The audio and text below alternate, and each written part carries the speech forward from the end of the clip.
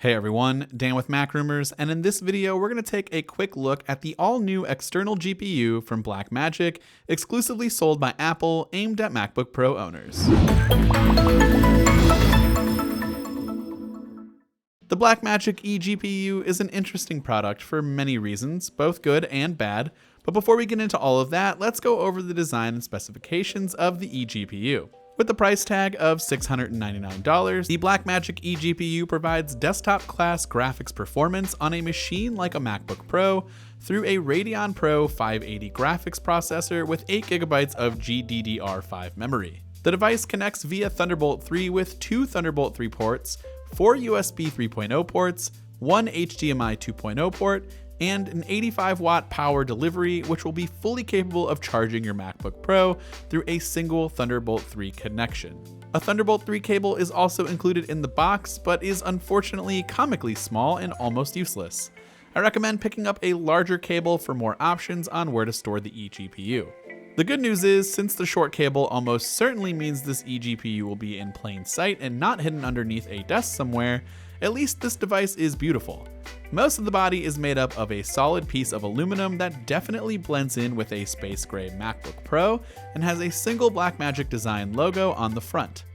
The back of the device is where all of those I/O ports that I just talked about lives, and one thing to note about the Thunderbolt 3 ports and why the inclusion of a second port is so important is because this eGPU is the first of its kind to be able to support the LG 5K ultrafine monitors that Apple and LG partnered on a while back. The design of the eGPU certainly reminds me of the trash can Mac Pro that we're all so patiently awaiting the launch of a new model.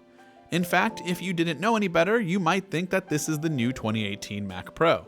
Regardless, I am a huge fan of the design and even bigger fan of its simplicity and noise level. This eGPU is truly simplistic due to its plug-and-play functionality. There is no setup required. Your Mac will work with the eGPU and adjust its settings on the fly. Once plugged in, you'll notice an icon in the status bar of your Mac. To disconnect your eGPU, simply click on this icon and select the disconnect option. If it wasn't for that little icon and LED indicator light at the bottom of the device, you might not know that this thing is even on and running. Blackmagic boasts its quiet decibel level as a main feature of the eGPU because, well, it's pretty impressive. The Blackmagic eGPU, due to its non-upgradable nature, was designed to make proper airflow and ventilation a priority, thus making this machine quiet and at a lower temperature. Unfortunately, this design comes at a significant cost, which is the ability to change GPUs each year as new and improved models are almost certainly released. Finally, in terms of performance, the Blackmagic eGPU performed extremely well during our testing, with benchmark speeds eclipsing 109,000 in both OpenCL and Metal scoring. For perspective, my 2016 15-inch MacBook Pro has an Intel 530 and a dedicated AMD Radeon Pro 450 GPU. As you can see here, in OpenCL, the dedicated GPU nearly outperforms the Intel 530 by 2 times the benchmark score, but with the Blackmagic's Radeon Pro 580 GPU, you get a performance boost of nearly 5 times versus the Intel 530 and a little less than 3 times versus the dedicated Radeon Pro 450. The same can be said for Metal scores too. That's quite a significant boost in performance for those who might have purchased a base model 2016 15-inch MacBook Pro and aren't looking to fully commit to the 2018 MacBooks quite yet.